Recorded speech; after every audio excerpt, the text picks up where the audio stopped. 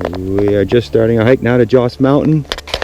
I drove 10 kilometers up a Forest Service road. It's pretty rough. You could probably do it in two-wheel drive. You definitely need some thick sidewall tires, pretty bony. The logging road is fairly aggressive. Really good views up here. Lots of room for turning around. Lots of room for parking. Trailhead's a bit discreet. You can see it here off to the left as you're climbing. There is actually a signpost, but obviously you gotta know where you're going.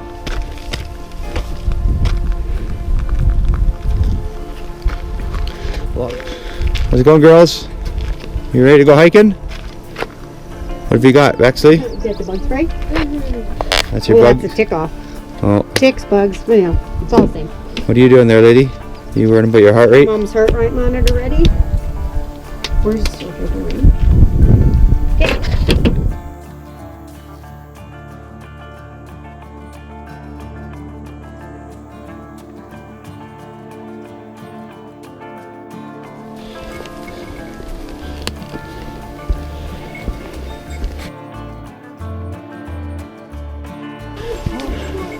Drag your tent.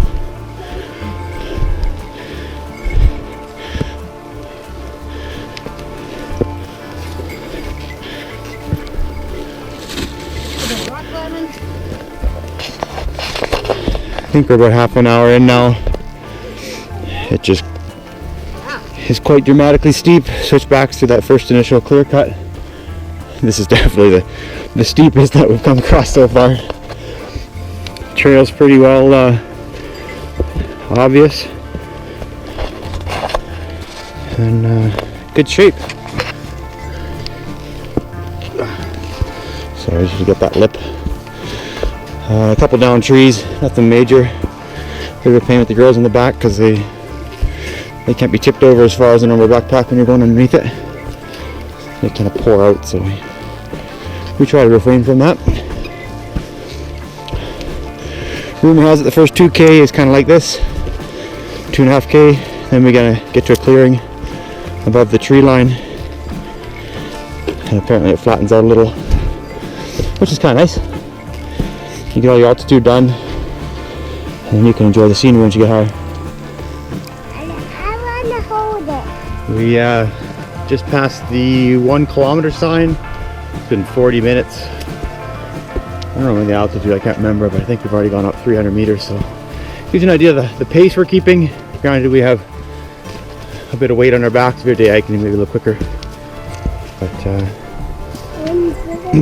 it is starting to level out a bit after that 1 kilometer. More of a horizontal rather than vertical trail, so no real views yet. A few breaks in the trees, but nothing of the distant scenery. Are just about an hour into the hike and things are finally starting to level off.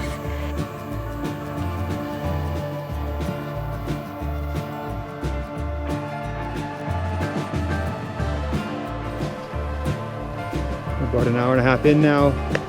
It's starting to level off. You can tell trees are getting thinner, entering into sub-alpine. A little more views, nice flat areas. A little faster time now. It's Right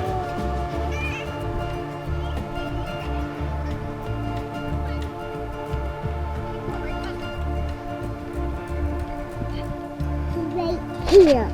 Hi. Hi. Oh yeah, look what's up here. There's gonna be some more rocks. Maybe at the base of those rocks we'll have a bite too. Hey, come on, let's go look around here.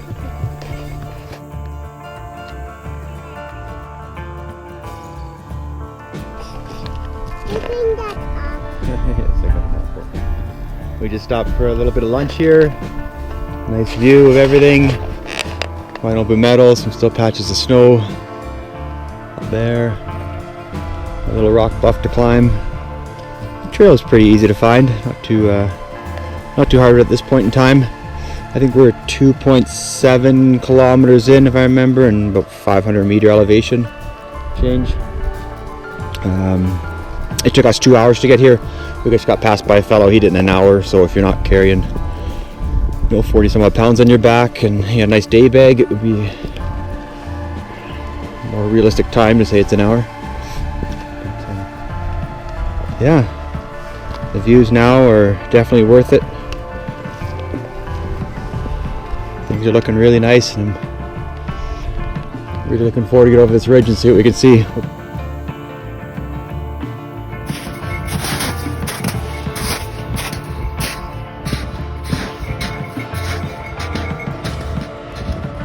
Pit stop for a little bite to eat. I think we are about 500 meters from the parking lot now. So just over halfway in elevation gain.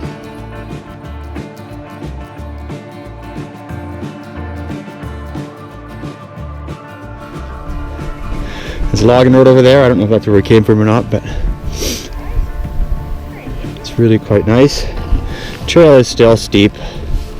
Still marked fairly well. There's some rock openings are marked with cairns, but there's a lot of hillsides like this that are just covered in these red Indian paintbrushes. Just wildflowers everywhere. It's with a nice view of the backdrop there, the snow, all the big peaks.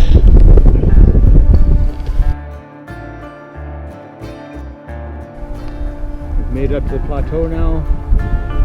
It's a bit windy, a little bit chilly. Right there. What do you see? You see the cabin? That's right, Bex. There's the cabin up there. Cabin. You can see a green roof over there. Maybe not in the camera, but The cabin. that's where we're going. With the green. The green roof. Yeah, I see it. A lot of snow patches. We lose a bit of elevation here. I don't know, it might take another 25 minutes, half an hour to get up there. Some other little lakes and tarns. That's good, actually. Lakes and tarns off in the distance. It is a bit of a cliff edge dropping down off to our right here. A lot of snow down there. There's a few erosion spots you can see right here in the ground, so I keep my distance because I don't know what happens if I go too close. But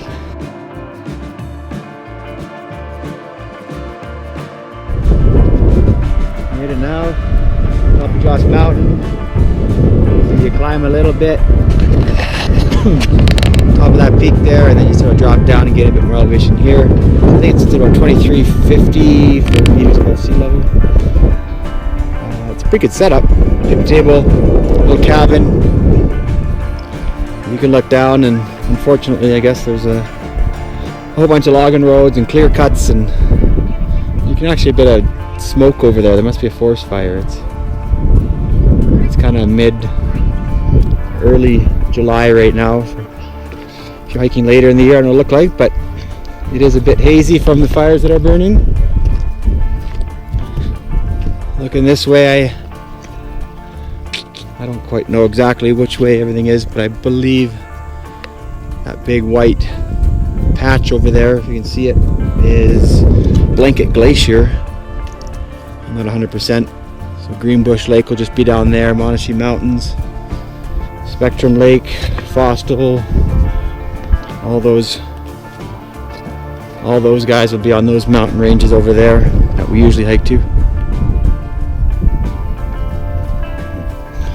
Girls had a fun time. You get some lunch for us? Okay.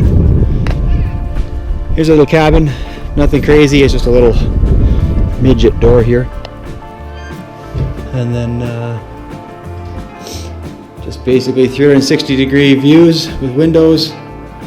You got a logbook and a little Canada flag if you want to wave that around. Shelter for sleeping. I'm assuming this is a fire lookout back in the day, and they probably rebuilt it. A couple old photos. These are 1908. We got up here, 1908. Forest looking northwest.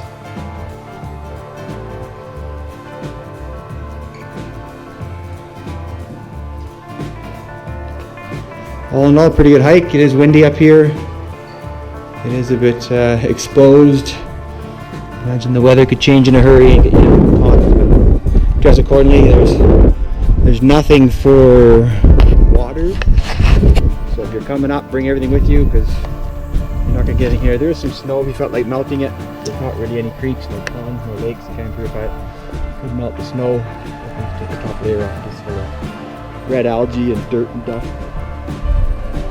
Yeah, it took us a few hours to get up. I don't even know. I want to say it took us almost 3.5 hours to get up here. Granted, we already stopped for lunch. We give the girls basically carrying an overnight bag every hike we do. But it's totally worth it. I would say come do it. The energy. It's windy over there. I would compare this one probably to Eagle Mountain Pass. Maybe a little bit longer, a little bit steeper. But I don't know if Eagle Mountain Pass has this same type of lodge at the top as well. But all in all, really nice.